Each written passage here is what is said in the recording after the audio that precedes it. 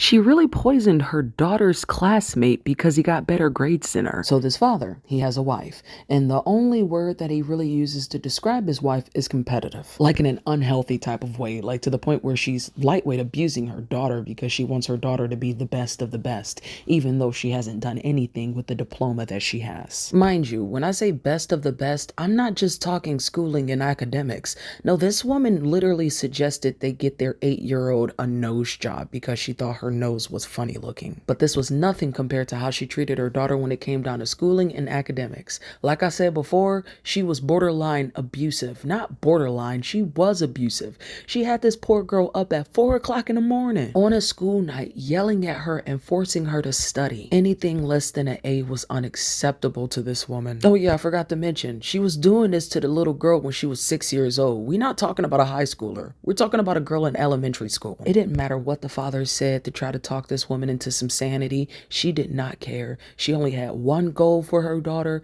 and that was beating Jake. Jake was the top student in her daughter's class. They studied and studied and studied, and then she took the exams, and when they got the results back, poor little girl came in second again. But that's still awesome. But not according to Mommy Dearest. No, this was a fail. She was infuriated, livid, psychopathically angry. A couple days later, she tells her husband she's about to go for a walk. She comes back, and a couple hours after that, the police come and arrest her. Evidently, she poisoned Jake. Yeah, they caught her on camera in the schools. She pretended to be Jake's mother and gave the schools a drink saying, "Oh, he forgot this at home. Make sure it gets to him." Turns out it was poisoned. Poor boy ended up dying 3 days later. That was not a good ending. Jeez Louise. And I think the part that annoys me the most about this story is that I have no idea if it's real or not. My apologies if I bummed you out. Some of these Reddit stories do not have good endings.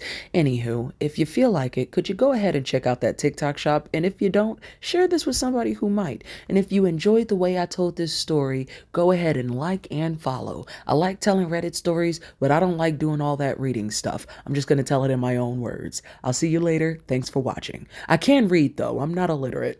I just feel like I needed to add that. It still blows my mind that